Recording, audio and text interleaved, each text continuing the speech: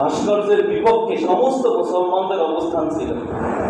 যেই সময় ভাস্কর্যের বিপক্ষে মুসলমানদের অবস্থান ছিল, আবার আপনি দেখেন যে গাইবান্ধা 3 আসন, সেখানে আপনার যে পলাশবাড়ি এবং সাদুল্লাপুর এই 2টা উপজেলা মিলে একজন এমপি রয়েছেন, সংসদ সদস্য রয়েছেন, তিনি তো ইসলামিক দলেরই সংসদ সদস্য।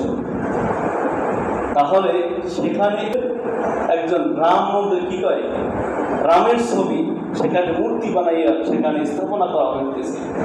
যেই সময় আমরা আপনার এই মূর্তির বিপক্ষে অবস্থান করছিলাম, ভাস্কর্যের বিপক্ষে অবস্থান ছিল আমাদের মুসলমানদের, আজকে আমাদের অবস্থান কোথায়? আমরা তো নিন্দা প্রতিবাদ জানাইতে পারি না।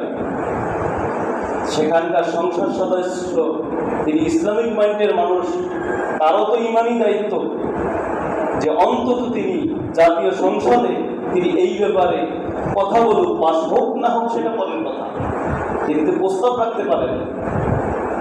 মন দ্বারাও তাকে কিছু বলতে পারি নাই, হাত দ্বারাও আমি ফিরিয়ে পারি নাই, কিন্তু সর্বোপরি যদি ইমান থাকে তাহলে রাসূল বলেছে তাহলে তুমি অন্তর দ্বারা ঘৃণা করো।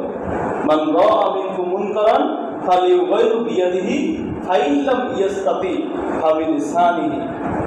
অর্থাৎ সর্বোপরি অন্তর দ্বারা ঘৃণা করার ঘৃণা যদি আমরা না করতে পারি, তাহলে হাদিস বলছে, প্রমাণ করে যে যদি অন্তর দ্বারা ঘৃণাও আমাদের অন্তরের ভিতরে না আসে, তাহলে আসলে আমার ভিতরে ঈমান নাই, এইটাই হাদিস বলে। আল্লাহ তাআলা রব্বুল আলামিন আমরা 3 অবস্থানের এক অবস্থানের জন্য আল্লাহ আমাদেরকে কবুল করে বলেন আমিন।